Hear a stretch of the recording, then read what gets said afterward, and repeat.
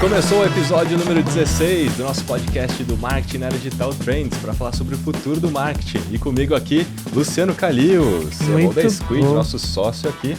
Vamos falar muito sobre o que hoje? Social Commerce, Live Shopping e muito mais. Por quê? Porque estamos com a celebridade do e-commerce brasileiro, o cara hoje que está à frente disso tudo. Enche, tudo bem? Tudo bem, pessoal. Obrigado pelo convite. Um prazer estar aqui, dividindo esse tempo e um pouco do aprendizado também, né? É um pouco não, bastante, né? A gente Vamos vai falar disso aqui hoje.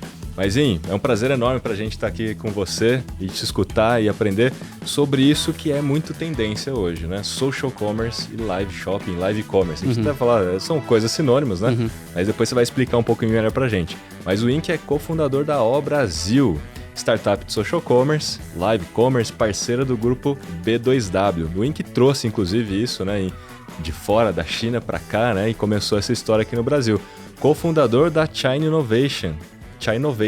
Isso, né? China Innovation. Uma iniciativa para acelerar negócios e investimentos no mercado de internet entre Brasil e China, mas já teve passagem por várias grandes empresas bem legais, inclusive eu nem sabia disso. Quando eu olhei, eu falei, nossa, o In já foi Head de E-Commerce da Xiaomi, né, na Latinoamérica, cofundador da Forvets, cofundador e CEO da Baby.com.br. Foi bem grande, né, essa estrutura da Baby aqui por muito tempo. Foi bem interessante. Foi, acho que eu sempre digo que é o início da fase atual que a gente está vivendo. Essa fase de empreendedorismo, também e-commerce. Foi lá, começou em 2010, 2011, né? Você vê muitos mesmo dos unicórnios começaram nesse período, né? Então foi bem interessante. E também foi, né, da equipe de startups submarino.com.br, diretor de inovação e desenvolvimento de negócios do grupo Bandeirantes. Mas, fala um pouco desse histórico aí, né? Legal. Como é que você iniciou nessa história toda e chegou no social commerce? Bacana. Bom, primeiro, novamente, obrigado pelo convite. Eu acho que é interessante explicar um pouquinho esse contexto, né? Parece que é meio errático, indo de um lugar para outro, mas no fundo tem um sentido, tem uma certa lógica. Sou descendente chinês, meus pais vieram na década de 60 para o Brasil, e o que eu falo muito eu sou de uma família de comerciantes há muitas gerações. Então, quando eles vieram, e muito comum, né, os imigrantes serem comerciantes, mas lá atrás, há muitas gerações na China, a gente já era comerciante. Então, eu fiz a administração de empresas, e quando eu comecei a procurar o mercado de trabalho, foi bem no período do início da internet comercial no Brasil. E aí eu ainda estava na faculdade e assisti uma palestra de um sujeito chamado Jack London. Talvez você já conheça ou tenha ouvido falar. Foi fundador de um e-commerce chamado Booknet, que foi comprada pela GP, por um grupo de investimentos na época, para transformar, para criar o Submarino. E aí quando eu assisti a palestra dele, falei, poxa, isso daqui junta coisas interessantes.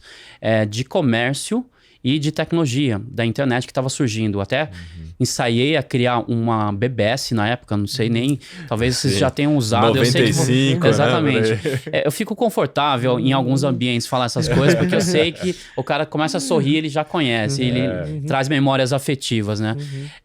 Mas eu tava pensando em criar uma BBS, eu falei, não vai dar certo, não tinha nem linha telefônica na época, que custava uma fortuna, né? Vocês devem lembrar. Mas eu comecei a ver muito o uso das redes. E eu tive primeiro contato com a internet na faculdade, eu falei, parece que é um bom casamento. E quando estava me informando, tive a oportunidade de me juntar ao grupo que estava criando o Submarino na época, e de lá foi seguindo esse caminho. E aí, eu sempre conto uma parte da história que é importante, porque quando estava na faculdade, eu estava na Accenture, e aí falei para meus pais, olha, eu vou sair de uma grande consultoria, vou entrar na internet. E aí eles perguntaram, o que é esse negócio, né? E aí mostrei, falei dos planos do Submarino na época, e eles falaram, poxa, mas isso é muito parecido com o que a gente faz, com o que a nossa família faz há muitas gerações, mas num outro canal, num outro meio. Mas do jeito que vocês estão pensando, não vão ganhar dinheiro. E aí eu falei, não, isso aqui é tecnologia, isso daqui é inovação. E aí eu sempre falo, no alto da minha arrogância da juventude, eu achava que ia dar certo. O Submarino chegou a quase quebrar algumas vezes naquele período. E a gente sabe muito bem, as empresas, boa parte das empresas que nasceram na primeira bolha acabaram quebrando. E aquilo me instigou, de uma certa forma, para tentar entender o que torna um negócio sustentável, um negócio digital sustentável. Como eu não tenho formação em tecnologia, não sei, eu às vezes me arrisco a programar, mas A equipe de TI sempre fala, fica longe desse daqui. Mas então eu sempre me foquei muito na gestão, mas muito em pensar, em tentar formar modelos, formar framework, para falar o que dá para não só criar um negócio, mas replicar, uma coisa replicável. E aí o desafio sempre de empreendedor, né? Um negócio escalável, replicável, etc. E aí nesse período tive, como você comentou, tive experiência como executivo também, no Grupo Bandeirantes, enfim. E aí 2010 para cá, e aí comecei a empreender de novo, a Baby foi um desses negócios, e tive uma conversa muito parecida com meus pais na época. Eu falei, olha, agora eu vou criar um negócio, só que ele é vertical. É uma super vertical, a gente chamava, né? Porque é só de um segmento, a gente vai conhecer, e eles falaram, pô, vai fazer e depois você vem me falar o que vai acontecer. E de fato, de novo, foi um grande desafio, porque a gente tinha a percepção que talvez pudesse ser uma experiência diferente. Essa era muito o nosso mote, né? Falar, a gente vai trazer uma experiência de compra diferente. Só que quando você estava no online, a gente tinha 2 grandes concorrentes já, também super bem financiados com capital de VC. Eram 3 empresas com quase 100 milhões de dólares em VC naquele período 2010, que não existia esse mercado. E a gente queria ter uma proposta de valor, de uma experiência, só que no fundo o usuário entrava no site, tecnologia um pouco diferente, design diferente, mas era a mesma coisa. Você ia lá, clicava, comprava, recebia em casa, era a mesma coisa. E aí eu falava pro meu sócio, falava, a única coisa que podia ser diferente é no momento que o cliente entrava em contato conosco. Entrava no call center, ou o cara que ia entregar. Até brincava que os nossos entregadores, que sempre são terceirizados, ele não sabia nem falar o nome da nossa empresa. Ele falava Babi. E aí isso eu vivi N vezes. E aí fui percebendo o quanto as plataformas digitais, tecnologia, estava homogeneizando tudo. Então, por mais que a gente quisesse falar, tem uma experiência diferente, e depois teve um aspecto que evidenciou muito isso. A Baby foi vendida para um principal concorrente na época, a BB Store. A gente tinha uma percepção que a Baby tinha uma qualidade, tinha uma imagem um pouco mais, de uma classe social um pouco mais alta, e a BB Store um pouco mais baixa, e era o contrário. Nossa. E assim, pegou a gente de surpresa. Eu fiquei chocado quando vi isso. Porque a gente estava sendo enganado, vamos dizer assim. Tinha uma percepção totalmente errada. E mesmo assim, a gente tentou posicionar a marca para ser mais high-end, de fato, para poder cobrar mais, ou entrar em guerra de preço. Mas eu vendia exatamente a mesma fralda que o concorrente vendia. Então, quando você leva o varejo para o online, você perde o principal diferencial, que é a localização. Porque o resto é tudo igual. E aí isso sempre me instigou muito. Depois da Baby, tive um convite de alguns amigos para virar sócio fundador de uma empresa chamada Forvets. E aí no início eles queriam fazer um e-commerce de produto pet. 2013, já existiam vários. Eu falei, a gente não vai entrar na mesma briga, principalmente que eu acabei de sair uma de produto de bebê. Eu falei, bebê e pet é a mesma coisa, só peladinho e peludinho. E se você olha, o produto, brinquedo é a mesma coisa, só sai com uma etiqueta diferente. E aí eu falei, a gente não pode entrar nessa briga. E a gente começou a olhar toda a cadeia de valor, toda a cadeia de distribuição. E a gente percebeu que a ineficiência estava na distribuição, não na ponta do consumidor. E a Forvets nasceu para ser B2B. Então, uma onda B2B que aconteceu nos últimos anos, a Forvets foi uma das primeiras lá em 2013. Fiquei um pouco mais de um ano e acabei recebendo convite para ir para a Xiaomi. E a Xiaomi foi, de fato, o que talvez me abriu os olhos e começou a me dar um caminho desse questionamento que eu estava vivendo. Porque a Forvets também foi parte dessa tentativa de encontrar modelos. Eu falei, olha, a parte de consumidor está resolvida, vai melhorar muito, mas já está encaminhada, já tem um monte de gente tentando fazer. A parte da distribuição, da cadeia, que é super desorganizada. Setor pet, em 2013, existiam cerca de 40 mil pet shops no Brasil. Eu falava, a gente consegue colocar isso tudo numa planilha Excel. Cabe dentro, eu consegui identificar cada uma delas. Mas as empresas sofriam de todo tipo de problema. Todo dia ia lá vendedor, o cara não tinha crédito, enfim. Tinha um termo super comum que era pet garagem, então o cara abria um pet shop sem estrutura nenhuma. Então a Forvets veio para isso. E naquele momento eu acabei investindo como anjo em outros negócios também de e-commerce com modelos de negócio diferentes. Então tinha um que era B2B2C, todas as siglas possíveis, imaginárias, acabei tendo contato para tentar, se não fazer diretamente eu sozinho, mas através de terceiros para aprender os modelos. E aí, quando eu tive a experiência na Xiaomi, eu falei, poxa, tem uma luz aqui. Porque aí o mercado chinês me mostrou que não é só tecnologia, não é o que a gente sempre fica pensando, é muito gestão, modelo de negócios, processos. Até porque, e é uma coisa interessante, porque o mercado chinês, ele, obviamente, pela questão da abertura, a questão do modelo de governo, ele teve um desenvolvimento mais tardio, desenvolvimento econômico também, a classe média enriquecendo. O início dos anos 2000, a classe média chinesa querendo consumir. Só que o varejo físico não era muito bem estruturado. Então, você ia mesmo nas grandes lojas internacionais, a experiência era muito ruim. Então, os usuários não tiveram muito problema para ir para online. E aí, as empresas online e mesmo os e-commerce não nasceram com DNA de varejo. E aí, para mim, isso é chave nessa história toda. Isso significa o quê? Que eu não preciso trazer o legado do meu modelo de negócio. Que eu posso vender para o consumidor ou entregar para ele um produto não da mesma forma que o varejista faz, que é comprar e vender. Que era o problema que eu ficava olhando quando eu estava vendendo produto de bebês. O meu concorrente vendia, os grandes varejistas vendiam, a farmácia da esquina vendia a mesmíssima coisa. Só que eu tinha a desvantagem de ter que entregar aquele negócio na casa do usuário com um frete que eu tinha que subsidiar. Sim. Então, eram muitos problemas ou características desse modelo. E aí, quando eu comecei a ver o modelo da Xiaomi e entender melhor o mercado chinês, eu falei, tem coisas diferentes. Que é exatamente essa questão. Primeiro que não tem um legado de varejo, então eles começaram a criar, as empresas que vendem produtos para os consumidores já partem de um ponto de início diferente. Tanto que o mercado chinês, até para pontuar, mais de 80% é de marketplace. Apesar do modelo de marketplace ter sido inventado praticamente pela Amazon, a gente lembra lá atrás, né? No início foi até chocante. Primeira vez que eu vi, a Amazon vendia o estoque próprio e de repente tinha estoque de terceiro. Eu falei, o que está acontecendo aqui? Ele falou, modelo marketplace. Só que até hoje a Amazon é quase metade. Ainda tem um DNA de varejo, por mais que a gente chame ele de uma empresa de tecnologia. E aí quando a gente parte para o mercado chinês, a maior parte é o maior player.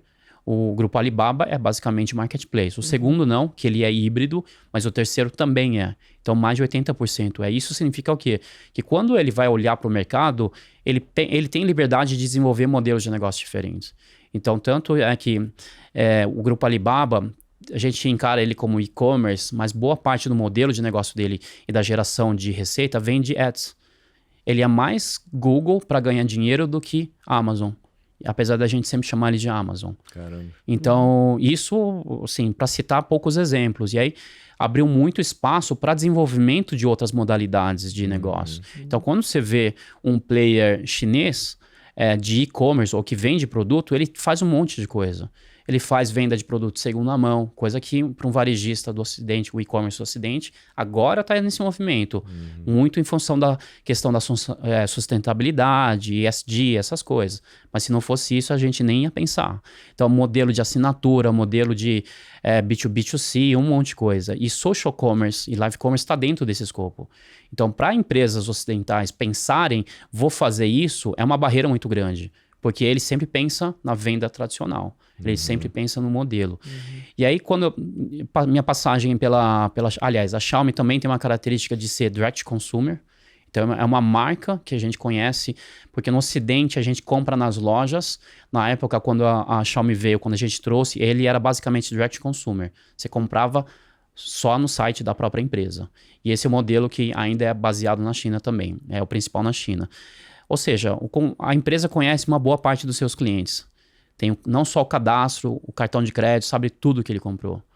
E aí, quando você compara isso com uma outra empresa, você fala assim, como que eu vou entender melhor o consumidor? Tanto que tem uma perspectiva, na época a gente falava muito na possibilidade da Xiaomi em algum momento dar o celular de graça.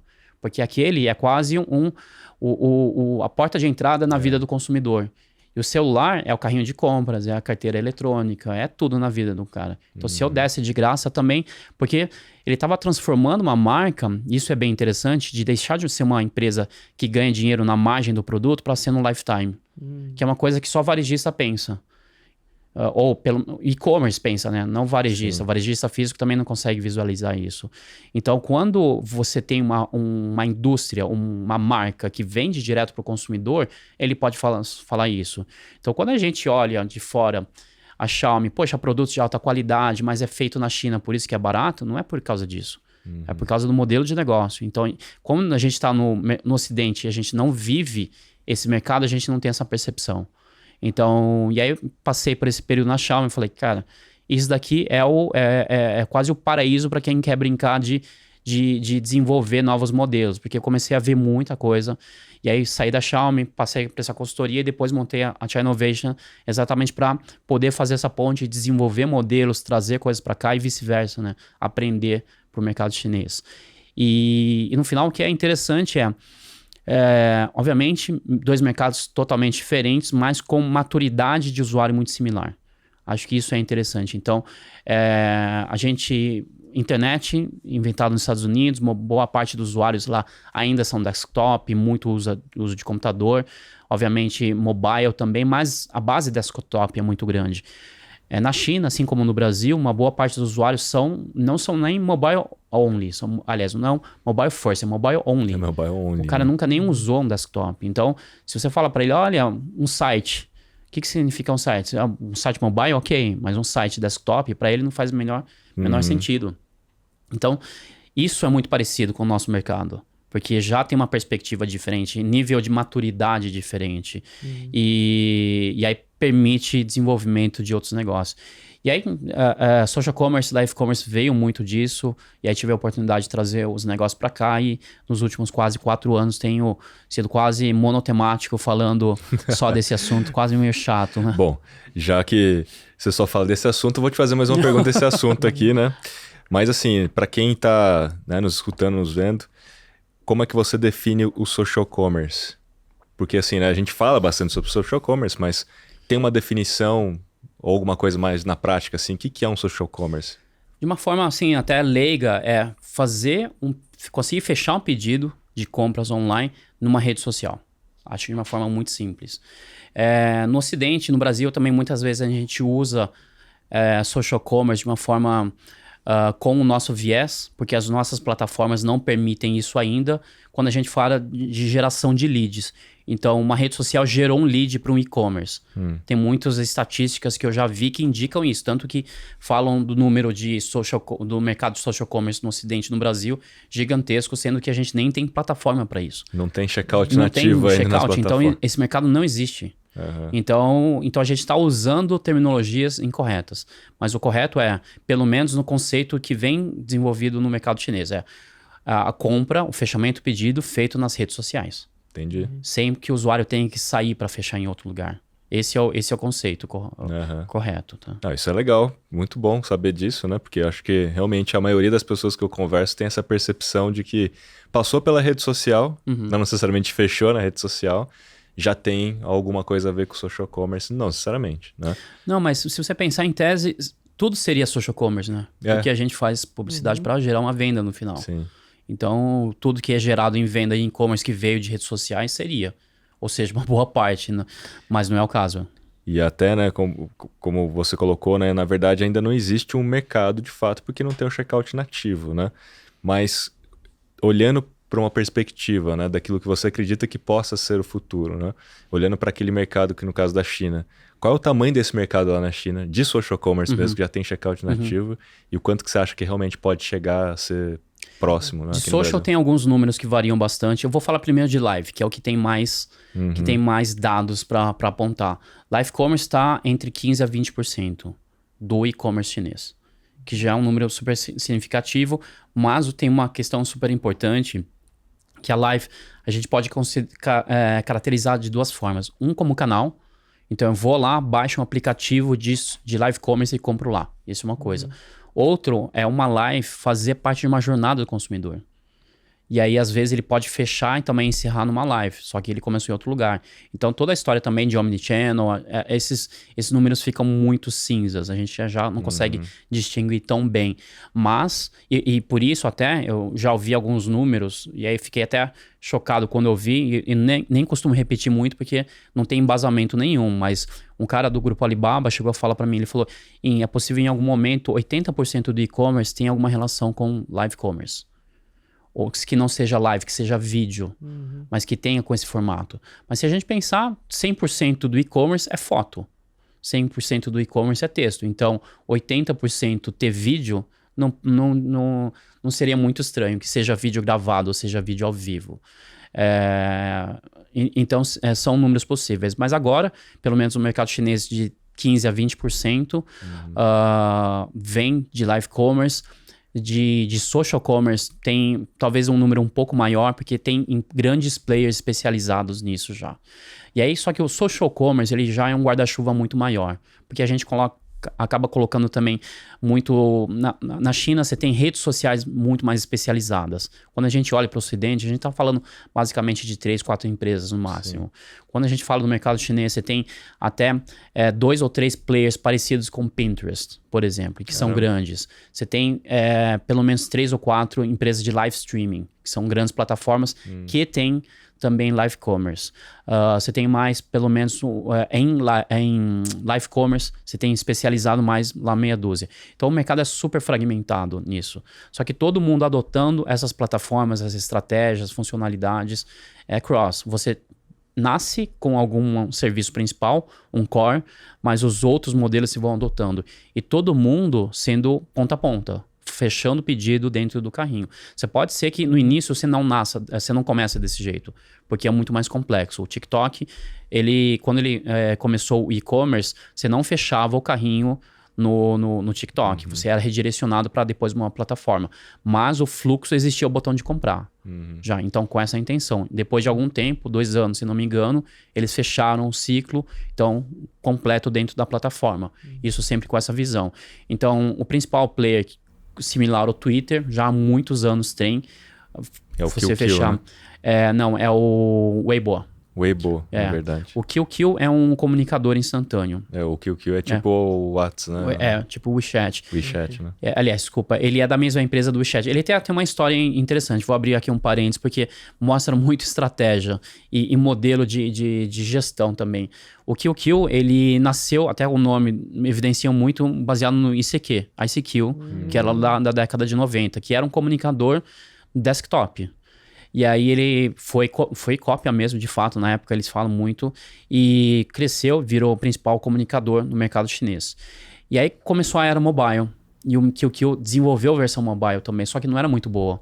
Quase como o que aconteceu com o Facebook no início, vocês lembram, né? Sim. Essa transição para mobile foi terrível, né? Caiu a ação. Caiu terrivelmente, mas depois eles conseguiram recuperar, mas o caso do QQ não. Eles não conseguiram fazer uma versão muito boa no início, e dentro da empresa se desenvolveu uma outra equipe, um outro squad, que começou a fazer um produto para mobile, um comunicador para mobile.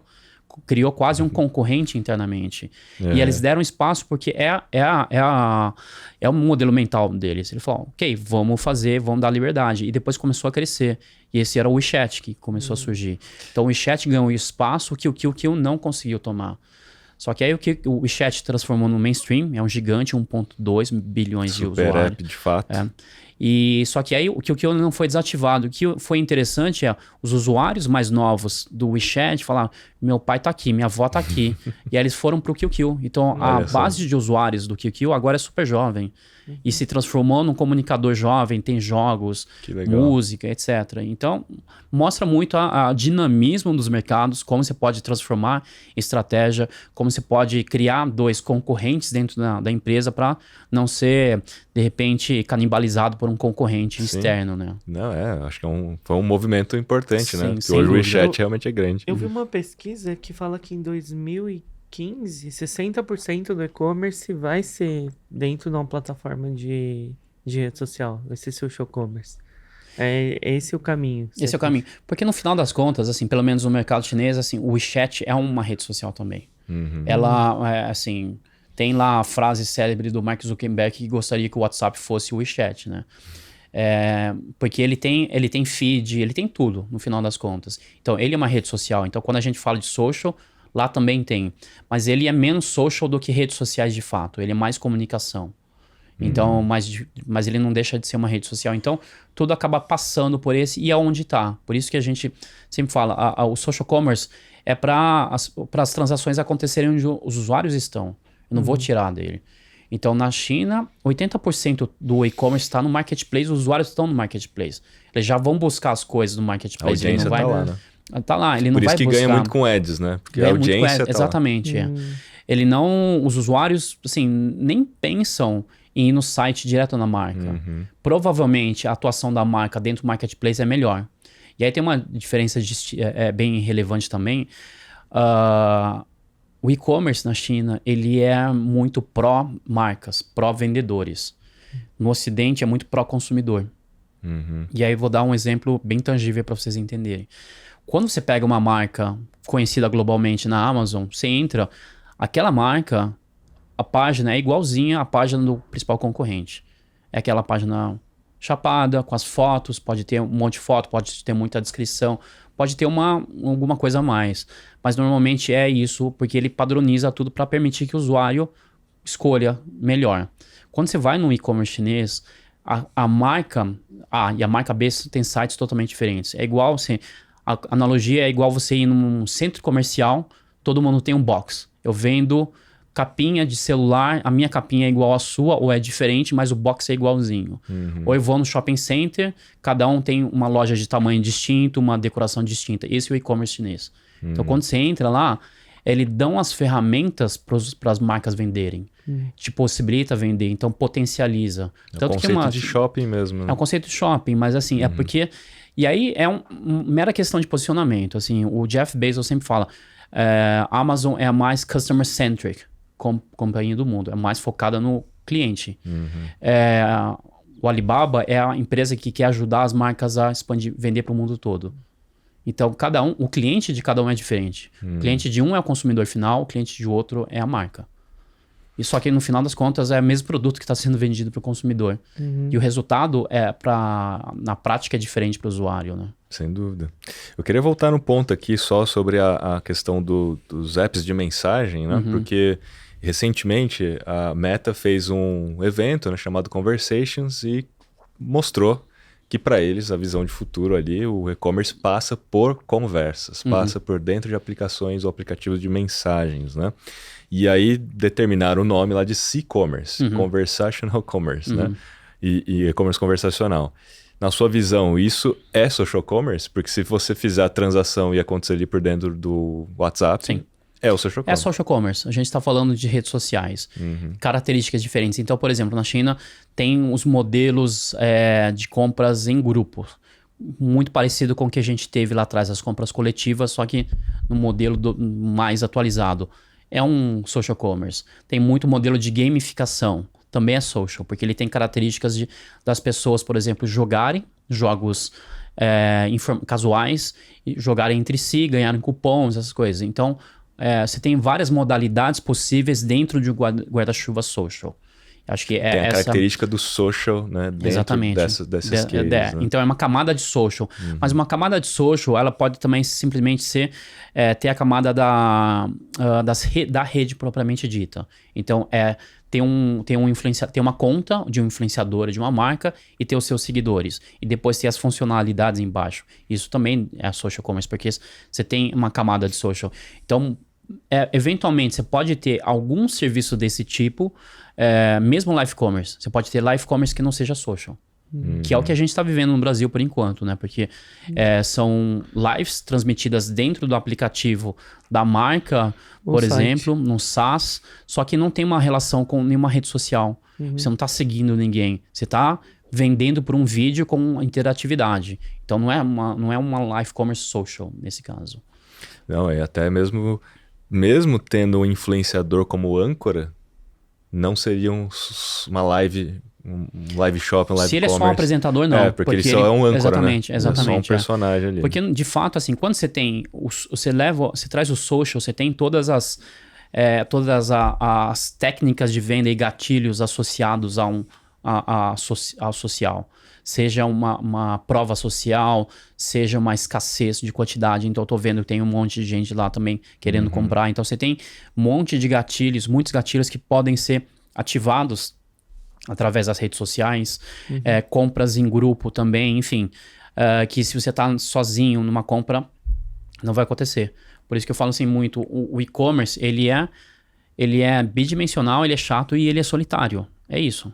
Então, quando você coloca a camada de social, vira uma coisa completamente diferente.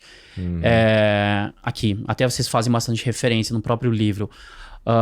Nos últimos anos, a gente tem falado muito de marketing de experiência. Todo mundo quer falar, poxa, eu não vendo produto, vendo experiência. Minha loja é uma experiência. Você entra aqui, você não compra nada, mas você está vivendo uma experiência. Todo mundo quer fazer isso. Loja, restaurante, serviço. Só que quando a gente pensa no ambiente online, no e-commerce, não existe experiência, existe comodidade.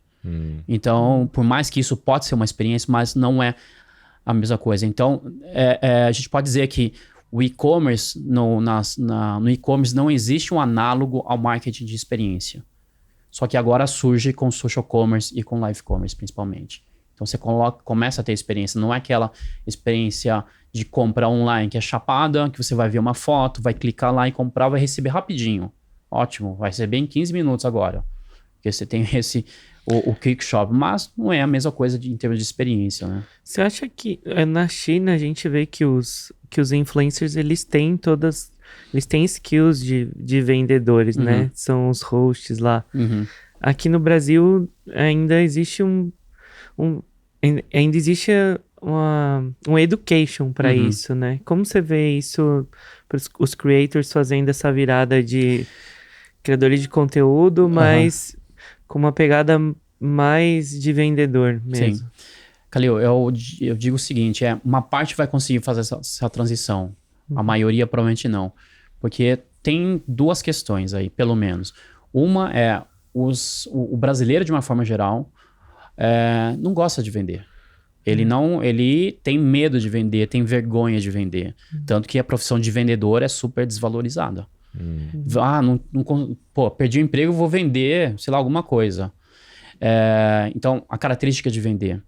Primeiro ponto. O segundo, a maior parte ainda usa as redes sociais como uma forma de posicionamento, lifestyle. E quando você começa a vender, as pessoas tendem a perceber que perde o valor. Sim. Poxa, ao invés o cara tá lá numa viagem na Grécia.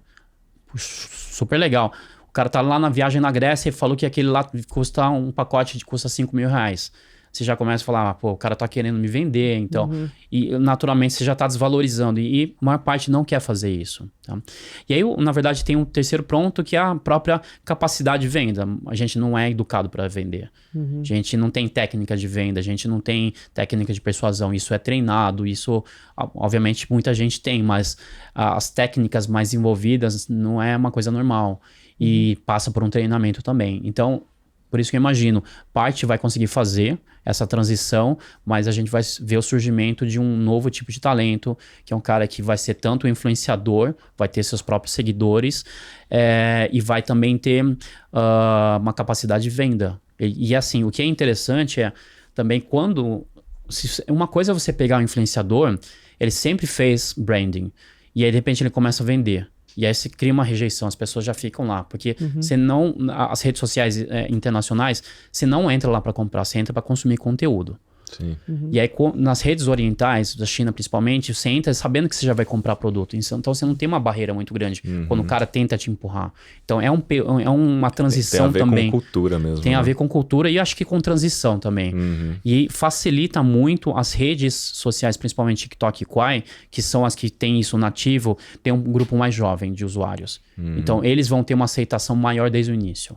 Até porque vai ser o local onde eles vão descobrir produtos, já vão consumir. Exatamente. Esse negócio de descobrir produto é interessante. Faz poucas semanas até, eu estava falando com um amigo chinês e eu estava perguntando de produto, ele falou, entra no TikTok para procurar. E aí eu falei, nunca tinha pensado nisso, procurar um produto lá. Eu descubro porque eu tô vendo vídeo, não porque eu dei um search. Você não foi buscar. Exatamente. E aí ele falou assim, não, busca lá, você vai ver. E eu busquei, tinha um monte de produtos com tutorial, um monte de vídeos super interessantes. Aí você fala, é uma outra forma de comprar. Então não é o discovery de você trombar com o produto porque ele tá no feed, mas é você buscar e encontrar o negócio. Cada perfil vai ser um marketplace. Provavelmente, assim, principalmente assim, porque a gente tem poucas redes. O Quai e o TikTok já tem públicos um pouco diferentes, apesar de ter o mesmo formato. E as outras redes também têm um pouco do seu domínio próprio, né? Então, provavelmente a gente vai ver talvez uns 5 ou 6 players grandes de redes sociais com live commerce, com social commerce, e a outra parte do mercado de live vindo dos marketplaces e do e-commerce. Então, eu consigo imaginar assim, talvez uns 5 a 10 players relevantes dentro do live commerce nos próximos anos no Brasil. E conta pra gente, né, essa experiência que vocês estão tendo lá na Americanas, né? Como é que tá sendo essa experiência? Americanas é um parceiro, então eles fazem a própria live. Então o que a gente vem operando ao longo desse quase 2 anos é o AO. AO é um aplicativo de live commerce, de social. Ela vem de uma experiência tanto no mercado inglês, que é onde vem o headquarter, quanto no mercado chinês, que é onde foi desenvolvido o produto, né? Então é um aprendizado muito grande, não só da própria AO, acho que do mercado, e nos últimos 1 ano, 2 anos, meu envolvimento, a gente tem visto o quanto o brasileiro tem interesse, está aprendendo, gosta desse modelo, porque uma coisa interessante ele é um canal de contato com o seu fã, o seu ídolo, o seu influenciador de preferência, porque você fala direto com ele no chat.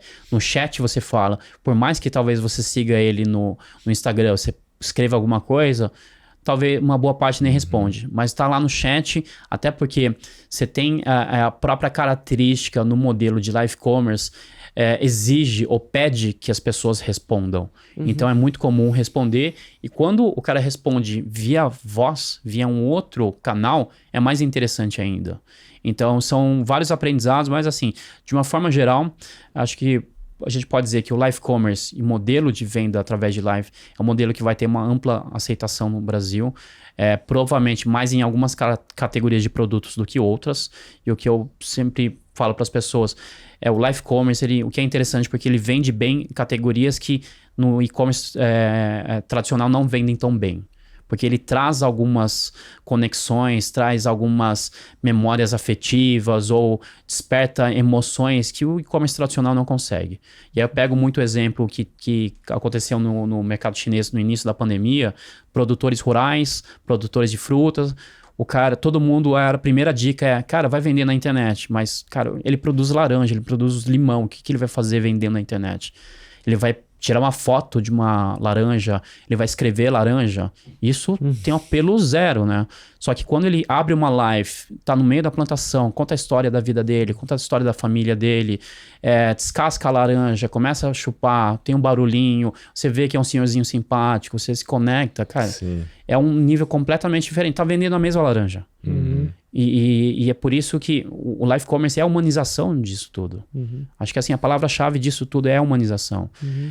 E aí me remete muito ao que eu comentei no início, por isso que eu falei assim, minha história profissional tem, no final das contas, tem essa espinha dorsal ligado à tecnologia, mas no final das contas bebendo muito na fonte do próprio comércio, porque eu tive, assim, tem uma parte da minha vida que nem costumo falar muito, eu passei como imigrante chinês, de família chinesa, passei muito tempo na região das Três Fronteiras, lá no Paraguai. Eu trabalhei em loja física, assim como milhares de chineses e de asiáticos que vieram para o Brasil, vieram na América Latina, tiveram loja lá, trabalharam no comércio, tiveram contato com o cliente. Uma boa parte dos meus colegas, de pessoas que trabalham comigo no e-commerce, nunca viram um cliente. Só viram um código, viram um e-mail, é um número. E aí quando você pega cada um dos clientes, é uma coisa diferente. Então, usar isso é uma retomada do que era antes. Só que com uma grande vantagem, dar escala às coisas. Sim. Então, quando a gente fala, por exemplo, de e-commerce, eu vou atender um cliente no telefone, é one-to-one. Assim, não tem escala nenhuma. Só que quando eu coloco uma pessoa para fazer live para milhares ou milhões de pessoas, pode ser que ele não vá responder todo mundo, mas tem um rosto lá. Ele tá falando com Tá as pessoas falando de com as alguma pessoas, forma. exatamente. Então você tá conectando, você percebe. E aí é que é interessante, porque se aquele vídeo é gravado ou se a pessoa não responde, você já fala, cara, isso aqui tá chato. Uhum. Então você já cria uma aversão. Eu vi lives que as pessoas que apresentavam não respondiam e conversavam entre si. E as pessoas do chat já estavam falando de outra coisa. Porque aquilo lá parecia um outro mundo. Então, você trazer uma figura, uma pessoa... E aí tem todas as variáveis. Inclusive pode ser a pessoa mais chata do mundo. Mas é interessante, porque é uma característica. O cara ter isso é uma característica também. Né? A gente pode mudar o nome de live commerce para life commerce. Né? Live Também, commerce. Não, mas uma coisa que você fala bastante, né? Até que live commerce não é e-commerce, justamente porque você tem essa humanização, né? Exatamente. E uma coisa que é bem legal é a ideia de você não só falar com as pessoas ao vivo, mas você fazer um split de câmera, né? Você trazer alguém ao vivo com você, né? Exatamente. Isso, algumas ferramentas têm essa funcionalidade, mas no próprio Insta tem. Então, não sei se provavelmente vocês tiveram a oportunidade de fazer. Você entrar com alguém, e aí imagina você entrar com seu ídolo, falar com ele, ou você tá como alguém que está assistindo e entra uma pessoa que comprou aquele produto e começa a explicar por que ele comprou aquele produto, qual que é a conexão. E aí você vê, de repente, a pessoa tá num lugar totalmente aleatório. Tive casos que eu tava lá fazendo uma transmissão, o cliente comprou, ele estava na frente, ele estava numa moto, ele estava ouvindo a live no fone, estava dirigindo, pilotando, parou no acostamento, fez o pedido e entrou na live. A gente viu ele sentar em cima da moto com o capacete na mão. Ele falou, legal, assim. E aí outra foi uma pessoa que entrou com um apresentador, um host que era ídolo dele. E aí a pessoa começou a chorar, assim, falou, poxa, porque de fato... E aí não é o e-commerce isso, não é o live commerce, é a conexão das pessoas. Porque essa pessoa, de fato, esse apresentador, ele era um influenciador que tinha muito conteúdo que ajudava as pessoas na sua transformação pessoal. E aí só que é uma coisa eu assistir o vídeo dele gravado, eu ver o curso, outra tá falando com ele. Sim. E talvez eu que esteja assistindo não tô tendo essa interação, mas eu comecei a me emocionar do mesmo jeito. Todo mundo, né? Todo mundo. Então, isso potencializa de um jeito absurdo. Então, você traz, assim... E aí, quando eu falo que e-commerce tradicional é chato, depois que eu dou esses exemplos, todo mundo aceita. Mas no início, quem trabalha nesse setor fica meio assim, porra, não fala isso, hein? Você trabalha isso, você ganhou a sua vida com isso, mas é porque eu não tô desmerecendo o e-commerce. Tô falando que tem coisa muito melhor agora. E por isso que, na verdade, a gente pode pensar isso tudo, a humanização, não só no live commerce, mas uma série de outras ferramentas, que é a questão da jornada, participar dentro do processo de comércio eletrônico como um todo. Né? E na sua opinião, né, por esse ângulo, as plataformas de mídias sociais, hoje em dia, elas têm toda a audiência, né, praticamente, assim, todos os usuários e a população conectada está conectada também ali no Instagram, muito em breve no TikTok, né? E se elas, de fato, avançam com toda a jornada e tudo lá dentro, elas vão reter todo mundo dentro das mídias sociais. Praticamente você não sai mais dali de dentro para fazer quase nada, né? Na sua opinião, o que vai acontecer com os e-commerces em si? Você ainda precisaria ter um e-commerce ou joga só dentro da mídia social? Essa é a grande questão para o e-commerce. Se ele vai encarar a rede social como um concorrente ou como uma mídia. Atualmente ainda é mídia, porque ele é o grande gerador de tráfego para todo mundo. Só que a partir do momento que ele também começa a vender e vende produtos de concorrentes, então você tem que estar lá. No final das contas, acho que não tem como fugir disso. Só que acho que a grande questão vai ser qual que vai ser o modelo de monetização das redes sociais. Se ele vai cobrar mais um take rate, vai ser mais um sócio que todo mundo vai ganhar da noite para o dia. Sim. Só que se ele cobrar como mídia, mesmo sendo um modelo onde fecha pedido, pode ser interessante também. Então, acho que o que vai ser uma coisa que pode ser definidora é isso. No mercado chinês, que é uma referência, porque esses players vêm de lá, eles não cobram take rate gigantesco. Mas então, tem um take rate. Tem um take rate muito mais baixo, mas principalmente, de novo, mercado de mídia. Modelo de mídia. Você, enquanto comerciante, você abre espaço para eu entregar mídia dentro do seu canal, entre aspas, seu perfil. Então você pode ter lá quase um leilão de espaço, bidding das coisas, enfim, você tem uma série de outras coisas. E outra característica fundamental nisso é as redes sociais, TikTok, Quai e outras que vierem, elas trabalham com modelo de algoritmo para entrega de conteúdo, não para seguidores.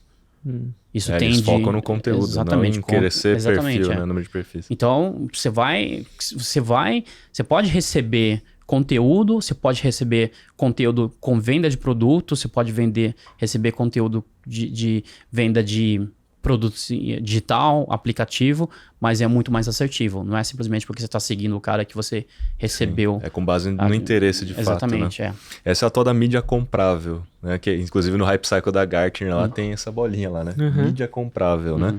E as pessoas não tinham ideia do quanto isso se tornaria grande, né? Porque eu olhava aquela bolinha, mídia comprável, o que é isso aí? É isso aqui que a gente está falando. Sim, né? sim. É um outro contexto de forma de comunicação para chegar.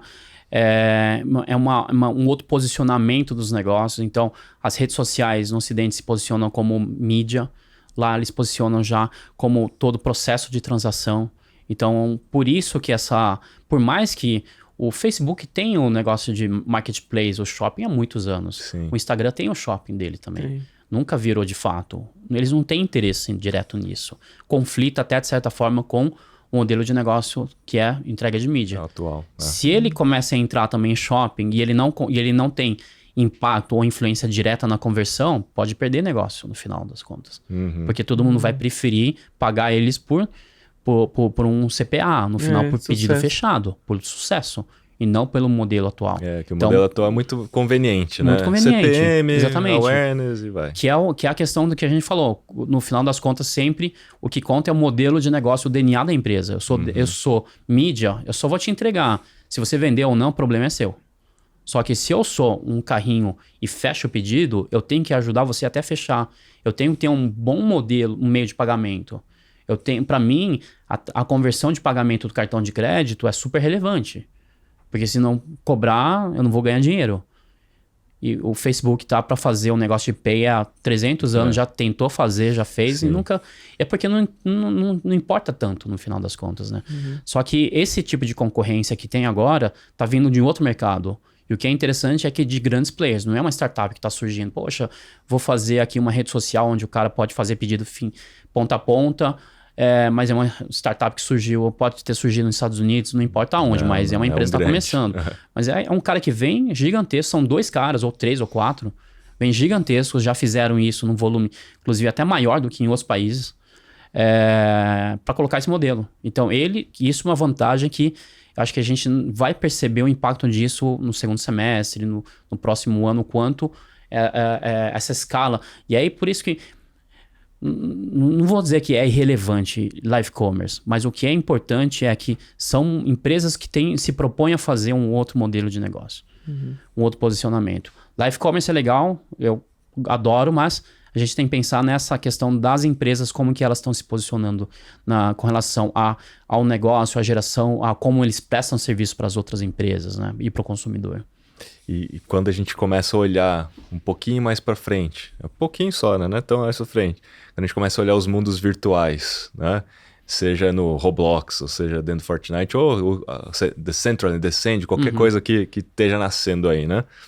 As pessoas comprando junto, elas estão lá. Em tese é um ambiente social. Eu tô ali com o meu avatar, tô com você ali dentro, a gente tá comprando um boné, um ativo digital, um NFT ali, né? Ou entrando na loja dentro de um ambiente virtual. Ali você ainda entende que estamos falando de social commerce? Talvez mais social do que qualquer outro ambiente. Só que ele vai acontecer de fato, acho que vai estourar, quando tiver interconectividade entre os mundos. Senão vai ser mais um jogo. Que já acontece. É social, mas é o Roblox. É o social, mas é o Fortnite.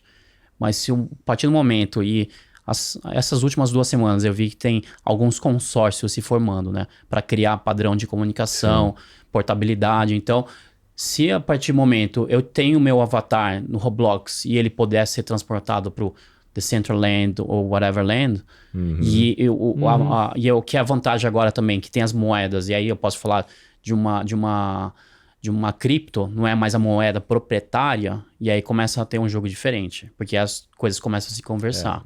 Senão começa a ser um jogo. E aí é de fato uma Web3. Não são aplicativos proprietários, né? que é um modelo até atual, né? Segundo até a McKinsey aqui, uma pesquisa, um estudo que eles fizeram agora esse ano, eles chegaram a uma conclusão que o metaverso tem um potencial de gerar em torno de 5 trilhões de valor até 2030. E em 2021, o e-commerce no mundo inteiro totalizou aproximadamente 4,9 trilhões. Então, assim, eles estão estimando que esse negócio do metaverso pode se tornar tão grande quanto o próprio e-commerce até o momento, até porque vai envolver toda a parte de comércio, transações também lá dentro, né? Entre outras coisas. Estamos falando desde educação, né, publicidade, games, né, mas o e-commerce em si. Então, dentro dessa estrutura dos 5 trilhões, de 2 a 2,6 tri só para vendas de produtos dentro do metaverso. Então, estamos falando de fato de um negócio que vai ser fenômeno. Sim, mas aí a pergunta vai ser venda de produto físico ou venda de produto digital, né? Então, já começa muito, a ter outro... Não, e amplia muito as possibilidades, Sim. né? Porque aí a gente está falando que a galera hoje em dia compra muito ativo digital só para mostrar que tem, né? Então a gente começa a olhar para outra ótica de ticket, né? E tudo mais, né? E essas são grandes oportunidades, inclusive, né? Quando a gente olha para mundos virtuais, quando a gente olha para social commerce mais entretenimento, né? Que você... ali na live, né? Você de alguma maneira tá entretendo as pessoas também, né? Depende aí muito do âncora, né? Eu também acho que vai nascer uma nova categoria de influenciadores aí, né? Eu acho que os influenciadores atuais, alguns vão migrar, mas vai nascer uma nova categoria. Aí o estilo Shoptime, né? Uma coisa meio híbrida, assim, uma pessoa que tem persuasão, que sabe técnicas de venda, né? E que sabe reter as pessoas, né? Precisa reter. Sabe reter e consegue se comunicar. Eu acho assim. Porque uma coisa é eu conseguir vender, mas eu tô falando sozinho. Outra é a gente tem uma conversa. Outra é, estou conversando com milhares de pessoas. E aí saber quais as pessoas vou responder, olhar, ter a capacidade de escolher. E ter, na verdade, dificilmente vou fazer sozinho uma live, né? Sempre tem uma equipe, moderadores, etc. Então são coisas, estruturas que são super relevantes para fazer isso. E como é que você enxerga, por exemplo, dentro de um contexto social, né?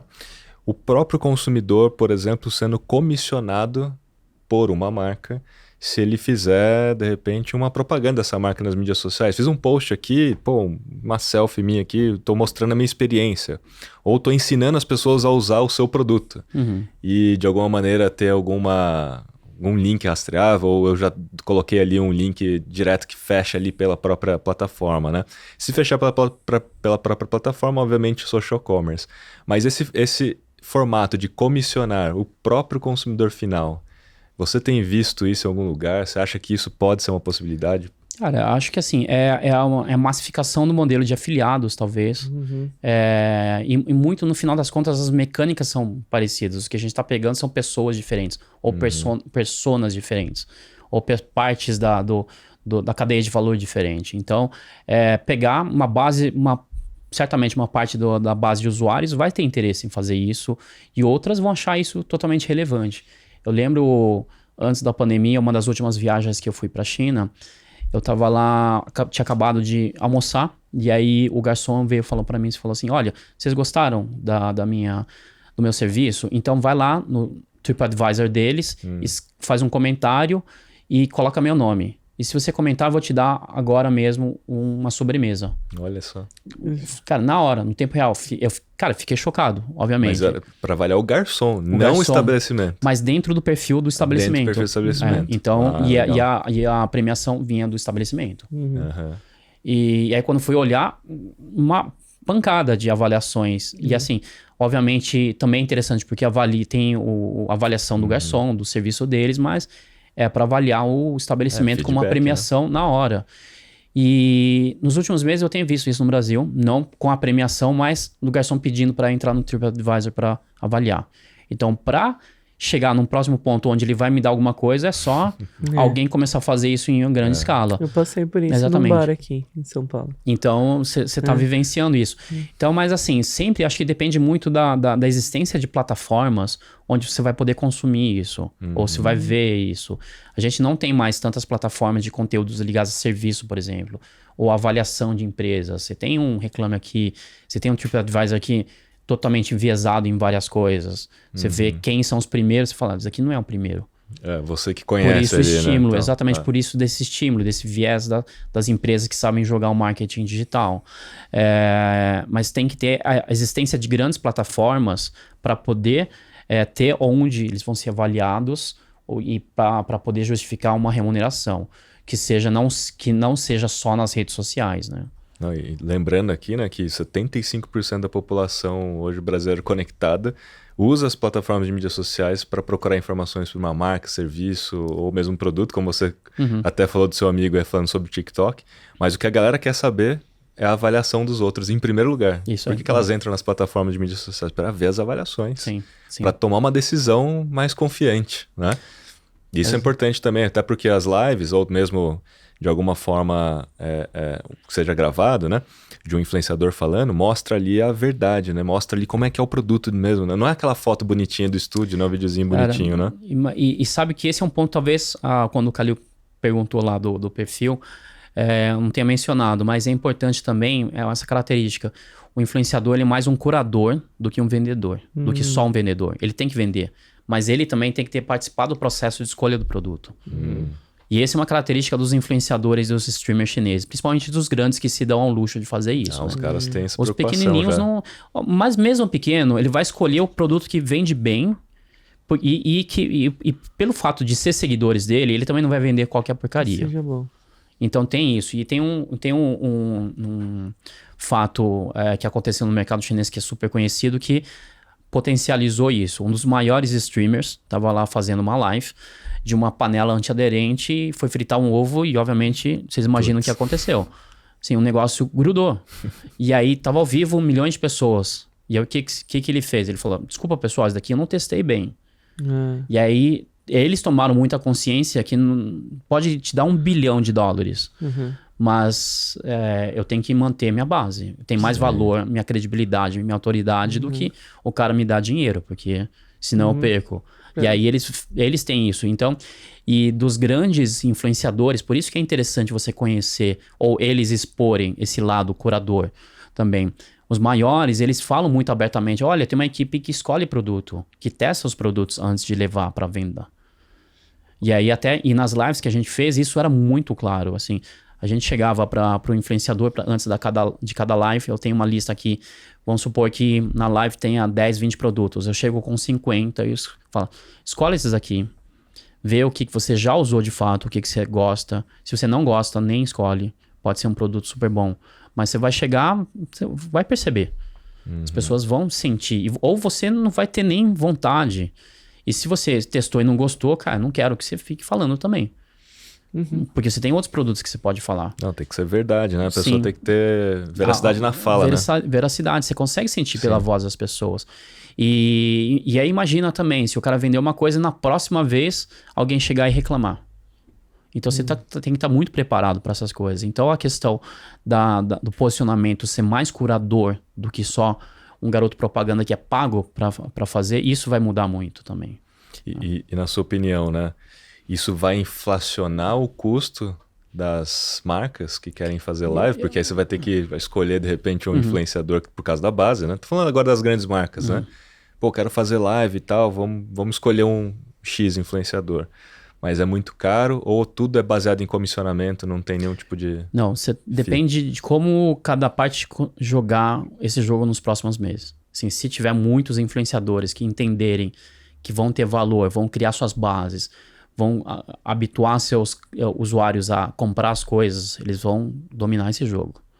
Então, tem alguns rankings, até o ano passado, esse ano mudou em função de outras questões internas do mercado, mas os 10 maiores influenciadores no mercado chinês conseguiam gerar mais de 70% do volume de live commerce na China. Os 10 maiores, cara. 70%. 70%. Então, onde que tá a marca nisso? Tá lá inserida dentro da live de alguém. E o cara teve que pagar por um slot. Então, nesse aspecto, ele se assemelha muito à compra de um espaço numa grade. Só que com a questão que também tem que pagar. Porque o cara o grande influenciador que tem lá base de seguidores, tem os compradores, etc, etc. Então, por isso que eu digo que depende muito de como vai ser jogado esse jogo, porque tem empresas que vão percebendo isso, já vão criar suas próprias bases, ou vão treinar seus próprios funcionários, ou ter seus próprios influenciadores, para também ter essa posição dentro das redes para poder vender direto para o usuário e não estar na mão de influenciadores independentes. Acho que esse é um jogo muito forte que vai acontecer. Mas também, assim, eu diria que antes sem o movimento das redes sociais chinesas, TikTok e o Kwai, talvez isso não fosse acontecer. Mas como esses são os caras que fizeram isso lá, eles vão replicar em outros mercados. Então, isso cria uma competição muito grande, traz essa possibilidade de tirar da mão só das marcas, o domínio, a relação com o usuário. São os influenciadores, são pessoas falando para pessoas. Né? Muito bem. Eu acho que a gente está aqui diante de uma revolução, viu? Porque vai acontecer, vai mudar bastante coisa aqui em relação ao e-commerce brasileiro, assim como já está acontecendo lá. Mas vamos fazer a nossa pausa aqui, nosso break comercial aqui, para falar para os nossos ouvintes e para quem está nos vendo aqui, qual vai ser o benefício de hoje. Olha, tem um benefício aqui interessante, que hoje a gente vai dar um link. Vou deixar aqui o Inchê colocar o óculos dele, aquele momento like a boss aqui. O In trouxe uma referência bem interessante, um vídeo, para mostrar como é que tá acontecendo isso lá já, né, In? É isso aí, esse vídeo ele mostra, é uma reportagem da Bloomberg, ele mostra todo o cenário do mercado de social commerce, mas principalmente live commerce no mercado chinês. Dá muitos insights, algumas dessas coisas que a gente conversou hoje, mas principalmente vale a pena visualizar, acho que tangibiliza, né? Uma coisa é ouvir a gente falando, descrevendo, falando de case, outra é você conseguir visualizar e aí torna as coisas mais palpáveis para quem está fazendo. Vamos deixar aqui o link na descrição para que você possa aí já consumir. E aí eu vou inventar um negócio aqui, hein, Calil? Vamos lá. Eu quero ver se você vai me apoiar nessa. Sempre vou apoiar. A gente tem, por acaso, o NFT Live Commerce. A gente tem de Social Commerce, que eu sei. Mas Live Commerce, acho que não. Nem Live Shopping, né? Depois você vê. Vou ver. Mas o que eu vou inventar aqui? Você que fizer um post com algum insight deste episódio, daquilo que o In falou, você vai estar concorrendo ao NFT novo, que não estava na coleção do Trend. Bom. Olha só, hein? Exclusivo para este episódio. Obviamente que você ainda vai estar concorrendo ao NFT se você fizer um insight de todos os episódios dessa temporada. Mas nesta em específico a gente pode fazer um negócio diferente, né? O que você acha? Perfeito, muito bom. Tô falando que o cara sabe porque ele que cria aqui os NFTs. Já coloca lá no Já que ele que OpenSea. cria, eu vou pedir um para mim também. Aí, ó. E a gente já faz uma versão com o In, porque daí a sua NFT de Live Shop já sai valorizada, né? Olha porque só. se ele tem também, já tá mais valorizado. É isso mesmo. Muito bom. Então, gente, não esqueça de fazer aí um post, um stories marcando Marketing na área digital, MKT na área digital, e marca o In também. Qual que é o seu arroba, In? @Inchê. Só letra pra galera, porque não é tão fácil. INHSIEH. Em todas as redes sociais, tá? Mesmo as redes sociais do Ocidente, do Oriente, de outros planetas, todas têm... Conseguiu. Todas as arrobas são minhas. INHSIEH. Isso, perfeito. Muito bom, gente. Então, momento aqui jabá dado. Podemos voltar aqui para a gente falar um pouquinho sobre livros, séries e outras referências. É difícil, né, dar uma referência de livro, né, sobre isso, porque é uma coisa que está acontecendo, né? Apesar de que a gente escreveu algumas coisas no livro do Trends do Marketing na Era Digital, né? Mas fugindo do contexto de social commerce, você tem algum livro que você acha super bacana para quem está nos assistindo, para entender esse mundo aí? Legal, Rafa. Eu sempre sugiro um livro que chama Alibaba História do Sucesso. Estratégia do Sucesso, de um autor chamado Ming Zheng. Ele mostra muito desse contexto de competição, modelo de negócio, uso de dados, e ele dá alguns exemplos muito claros do poder disso. Agora já vem acontecendo no mercado brasileiro, mas alguns anos atrás ele dava um exemplo de, por exemplo, concessão de crédito para lojistas de marketplace. E aí ele tinha, através dos dados, ele conseguia avaliar inclusive a performance do vendedor para conceder crédito para ele, chegando no nível do tempo de resposta que ele dava para os clientes dele. Avaliando também o preço médio dos produtos. Se ele começar a perceber que esse lojista está começando a jogar o preço para baixo, pode ter duas coisas. Ou ele vai estourar de vender ou vai quebrar daqui a pouco. Sim. Então, são indicadores que ele começa a usar isso como referência a informações, etc. O Ming Zheng ele foi estrategista-chefe do grupo Alibaba por muitos anos. Então, eu falo muito, o Jack Ma é o rosto do Alibaba, mas esse cara é o cérebro. Esse cara que estava por trás. E é muito comum, né? A gente faz os negócios, cria as empresas, desenvolve, executa as coisas e depois vai modelar. Fala, olha, isso daqui é um negócio, é um framework que surgiu, mas você está criando depois. E esse é o cara que conseguiu contextualizar, conseguiu organizar tudo que os caras fizeram. E é muito interessante essa visão. E agora que a gente está aqui no mercado brasileiro nos últimos anos, muitas das coisas são inspiração direta do que eles vêm fazendo nos últimos anos, né? Então vale muito a pena e é quase um livro de cabeceira para mim. Que legal, cara.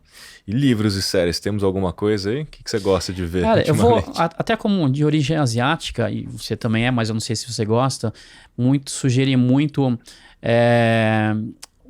as séries asiáticas.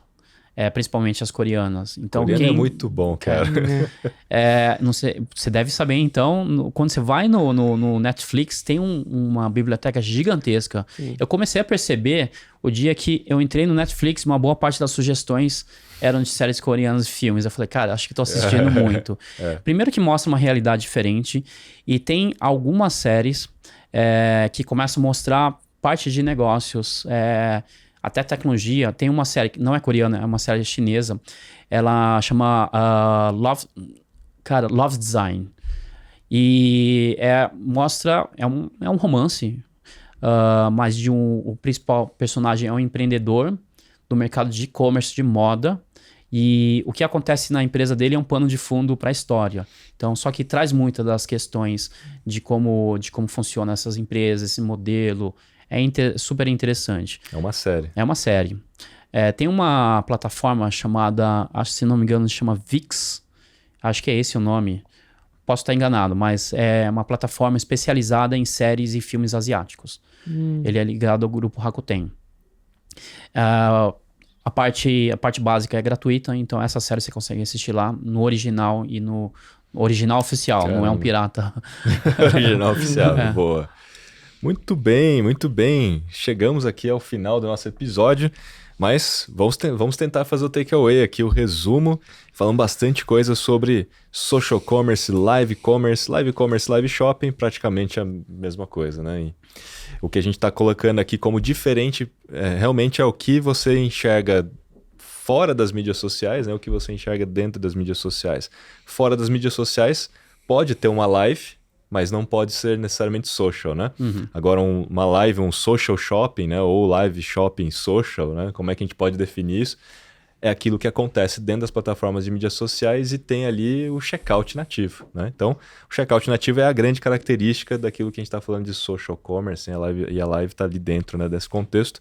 Mas o que mais, na sua opinião, né, chama a atenção dessa estrutura toda da diferença é a parte de humanização dessa história toda de vendas, né? Porque isso diferencia mesmo do e-commerce, né? As pessoas ali na frente conversando com a audiência, né? Podendo até fazer split de câmera, trazer as pessoas para dentro. Isso é muito diferente do que a gente tem visto hoje e é uma evolução, né? Como você bem colocou, já é praticamente uma evolução, né? E a gente tem colocado aqui, como você colocou lá no começo, né? O que torna o negócio sustentável? E eu acho que essa parte da humanização é uma parte da resposta, né? Se você realmente escutar as pessoas, estiver aí no social, não só para vender, mas também para escutar, você consegue retroalimentar, aprender com aquilo e melhorar, né, todo o seu produto, serviço e tudo mais, porque a gente viu aqui no nosso papo que as pessoas entram nas mídias sociais para se relacionar com outras pessoas, para ver inclusive as avaliações de outras pessoas, para tomar uma decisão de compra. Então essas avaliações precisam se tornar insights para os negócios, né? E por isso que é tão valioso a história do social commerce e todas as marcas estarem ali. Todas mesmo, desde a pequenininha até a grande, porque o pequenininho lá como um agricultor, como alguém que está ali, um pescador, né? Pode fazer uma live sem precisar ter uma estrutura de e-commerce grande, né? Pode estar ali numa live, num e-commerce, num social commerce, fazendo a sua venda, porque de alguma maneira está contando a sua história, está mostrando ali a realidade, né? E as pessoas se simpatizam com aquilo e aquilo vira um diferencial, né? A gente falou bastante aqui sobre algumas oportunidades, mas principalmente algumas ameaças, e a gente viu que, na prática, os e-commerces sim, podem se sentir ameaçados pela história do social commerce e as plataformas de mídias sociais, mas não vai ter jeito, né? Vai ter que entender como é que vai ser esse jogo, se esse jogo vai ter um take rate alto ou não, e como é que vai ser essa negociação, mas o fato é que não tem como impedir que isso aconteça, né? Tem que jogar esse jogo, vai ter que fazer de alguma maneira isso acontecer conjuntamente, né? Ou seja, através de anúncio, ou seja, através de alguma parceria, né? Então, é uma ameaça, mas pode ser uma oportunidade dependendo do ponto de vista, quando a gente olha pelo lado social, né? A gente também falou sobre uma possível ameaça dos próprios influenciadores atuais, né? De alguma maneira se sentirem desconfortáveis ou não conseguirem participar dessa história toda. E na prática pode ser uma oportunidade também para novos influenciadores nascerem, influenciadores ao estilo Shoptime, mas que tenham as skills de fato de venda e que tenham a persuasão e tal, porque a gente não foi educado para ter isso, como você bem colocou, a gente não aprendeu a fazer isso, né? E o Brasil de alguma maneira é meio resistente, o brasileiro é meio resistente a fazer vendas, né? Então acho que é uma oportunidade para uma nova camada. E aí a gente está falando aqui de algumas possibilidades, inclusive de possibilidades no mundo virtual, que não vai deixar de ser social commerce, na prática vai ser um dos ápices do social commerce, como você bem colocou. A gente está ali dentro do mundo virtual, junto com outras pessoas, comprando ativos digitais ou ativos físicos, né? E por isso que toda essa história do metaverso pode ser tão grande quanto o e-commerce em si, né? Então temos aí várias oportunidades, ameaças, e a gente colocou aqui acho que foi um mito, né? Podemos colocar como mito, que o e-commerce é algo diferente de social commerce, né? E eu tinha colocado isso aqui na questão do evento, né, do Facebook, que trouxe essa história.